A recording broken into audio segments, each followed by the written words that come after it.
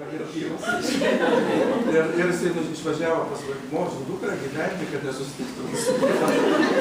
Nes jam nepatogu žmogui.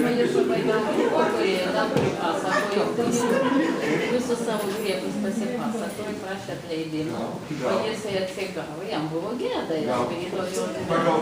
Pagal, reiškia, religiją tai turėtų būti. Reiškia, gėda ne dėl to, kad yra paskutinis patirtimas, dėl to, kad čia yra galima gyventi, čia nieko. Bet dėl išpažinties gal galima būtų sakyti.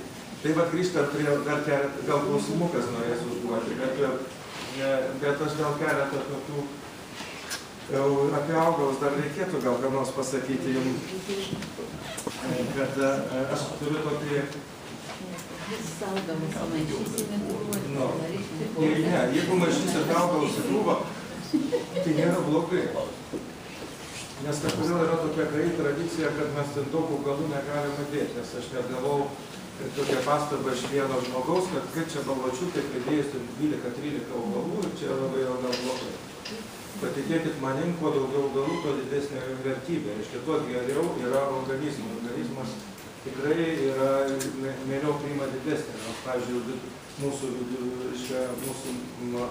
Europos kultūra, tai yra Rudolfo Vaiso tokia teorija, jis skaito, kad turi būti 5-6 augalai.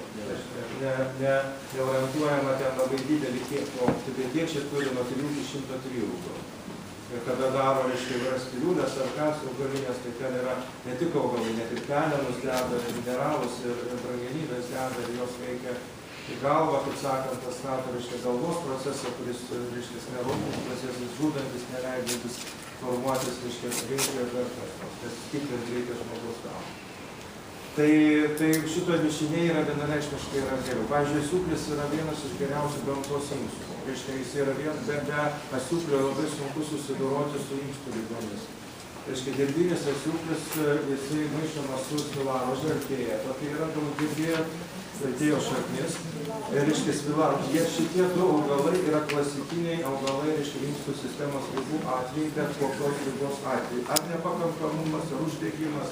Mes turime vis dėlto įvesti asiūklį, dirbinę, susmulkinį ir artėjo šaknį. Susmulkinus, reiškia, lygiom dalim. Ir trečias augalas, čia galime jau pasirinkti, bet trečią augalą visą laiką skiriu šitam saldymedis, kadangi hormoninis augalas, tai jūs galite, reiškia, kartais jį panaudoti. Irgi kaip tą naudojate lapus serbentų. Dėl to, kad ten yra, reiškia, nes inkstų lygos labai gali, reiškia, įtakoti ir ginekologinius dalykus. Tai va, reiškia, 3 augalai lygiom dalim.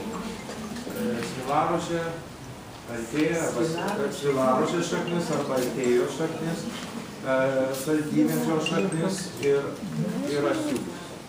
Čia ir tai va, asiūklis visą žemynę dalis. Asiūklis neturi, bet jis turi visą šaklutę.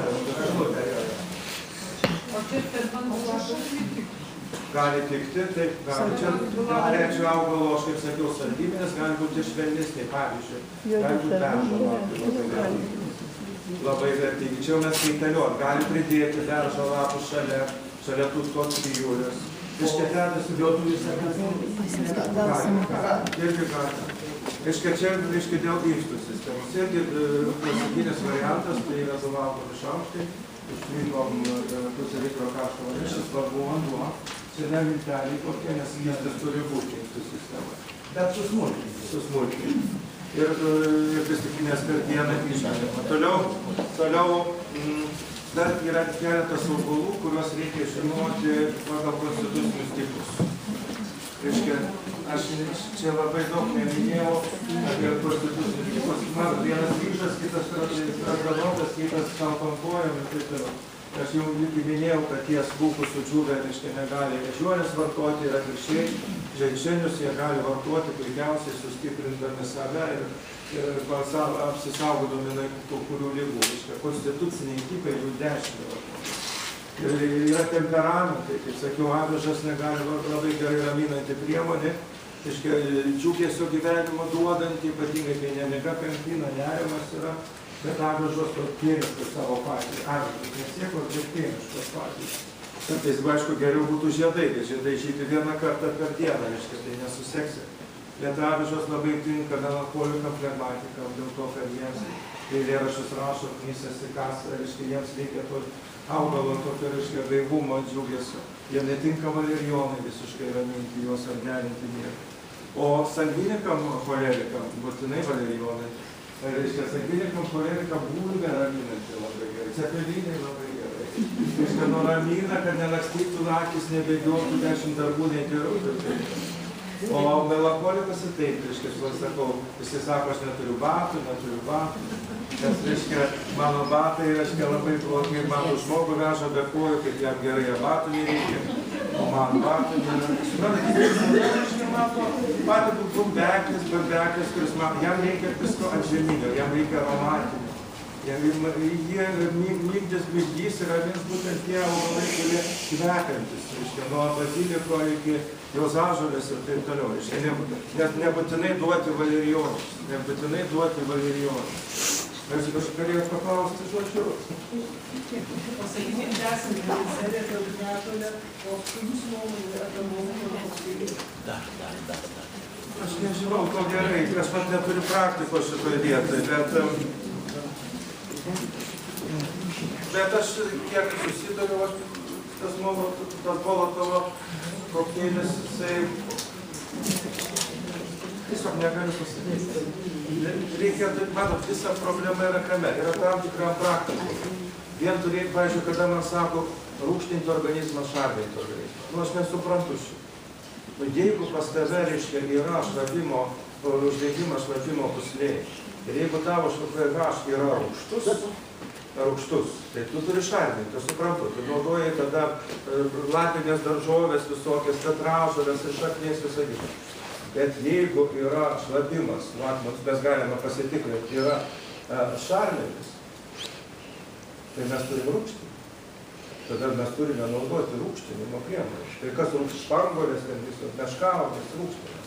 Ir maistas turi būti rūgštinis. Nes jeigu mes, jeigu mes naudojam maistą, kuris rūgština organizmą, mes neturime statomųjų jėgų. Nes visą anaboliniai, visi procesai, statomieji kraujo procesai, įsekusiam žmogui turi būti per rūgštį. Negana to, rūgštiniai procesai yra imuniniai sistemai patys svarbiausi, jie žudantis, jie suformuoja, tada mes turime ir mėsą valgyti. Jeigu mes einam tik tai šarminius dalykus, štai šarminis procesas valantis, skaldantis, kad nekaupėsi kauptų, persistos, polipai, viskas tvarkoja. Bet jeigu mes ištisai vartosim augalus, mes galime išsekti, mes išskrisime dangus, mums vaiks viskas. Jeigu žaliuvalgystę užsiimsim labai stipriai, mes galim tikrai vyresniam amžiui turėti didelių problemų, dėl to, kad mes iš tikrųjų pradėsim mes pradėsim ląstelėse sugriauti tos konservus, kurie yra ląstelėse. Pas mūsų organizmas kaip gudrus. Viskas, kas kaupėsi blogai, atidedama kažkur, akmenys virsta, ten cystos, polipai, viskas yra padaroma taip, kad tu nemirtum, nes krauja neturi cirkuliuoti daug svetimų medžiagų ilgai. Jos tiesiog keliam užtat reikia virškinti žmonės, virškinti maistą, kad tik nebūtų, reiškia koreguoti, keisti. Nevalgyti taip, kaip įprastai pagal amžių. Nuo 42 metų vyksta pakeitimas, jau viskas keičiasi, negali tai būti kaip anksčiau, nors mes įpratę valgome taip. Tai bet, reiškia, mums reikia daryti tam tikrus pakeitimus visą laiką, reiškia, galvoti, kad mums reikia suvirškinti, o ne kaupti. O jeigu mes pradėsim valgyti žaliavalgiais tarsi, mums ta diena gali, reiškia, atsirūkti labai stipriai, nes tada tikrai fermentuoti, reiškia, žalias valgys, kas yra fermentai, aktyvūs, geri fermentai. Ir tu, būdamas vyresnio amžiaus, savy kaupdamas viską, tu, reiškia, pradedi pragręžti konservus nuo kūnų ir jie pakliūna į kraują, nes tie žalieji fermentai, jie pragrėžia tai, kas ląstelėse kaupėsi ir stumia organizmo kraują, kad valytųsi persisiojimą ir visus kitus dalykus. Tai mes galime visai nusvaikyti, mes galime turėti didelės problemas per žaliavalgystę. Mums, reiškia, kasdieniniai, užtat, kada jūs paklausėte apie Molotovą, man galbūt inspiravosi tas, mes visada, reiškia, sekam kažkokio madom. Mes turime matyti organizmo visumą, reiškia, organizmas gali būti ir toks, ir priešingas, kokias jėgas mes turime skatinti, matyti, o vien tai, kas veikia badauti, žinot, kas veikiausia yra amerikiečių dabar, reiškia, ne Viduržemio jūros baseino diena, ne Azijos kokia diena, bet pasirodo amerikiečių vienas iš tokių lyderiaujančių tokių institutų dietologijai, kuri ten labai autoritetinga nuomonė pasaulyje. Jo paskutinis pareiškimas buvo koks? Kad geriausios dietos yra tos, kurios susijęs su religinė kalendoriumi. Reiškia, atėjo kūčios, prisivalgė, o paskui mėsos ir visą kitą. Reiškia, yra prieš kūčias mes, reiškia, pasmikaujame. Ir tą pasniką reikia laikyti. Bet jeigu ateina, mes turim kartais persivalgyti net mėsos, treniruoti organizmą, reiškia, nes matot, mėsa, tai jeigu mes augalinio produktų nevalgysim, mes prarasim periferiją, visokie ten spuogai, ataugėlės, jie pradeda, aiškia, formuotis visokie šlakai, jų liūdos dėmesys, visą kitą rodo periferinė kraujotaka yra jau, tada reikia įvesti sunku augalinį maistą, pavyzdžiui, grūdinės kultūros, kurių irgi nebeturim, nes pilna pesticidų, herbicidų. Reiškia, mums yra problema su grūdais ir mes dar gaunam saldumynų, mes ne iš grūdo negaunam saldumo, bet, reiškia, vartojam bulkas, duonas ir dar pridėtas cukraus ir mielių. Mes turime, reiškia, alkoholinius procesus, reiškia, paskatinam ir mes šitoje vietoje irgi nesusitvarkom su savo periferija. Mums, kad pagerinti kraujotaką periferijoje, mums reikalinga grūdinės kultūros, košės, kurios sunkiai verdamos, sunkiai virškinamos ir taip treniruoja visą kraujotakos ir virškinimo sistemą ir tada viskas patenka, silicio tie vadinami procesai, kurie yra grūdė, jie patenka priešingas pradeda kalcijų, jie patenka į visą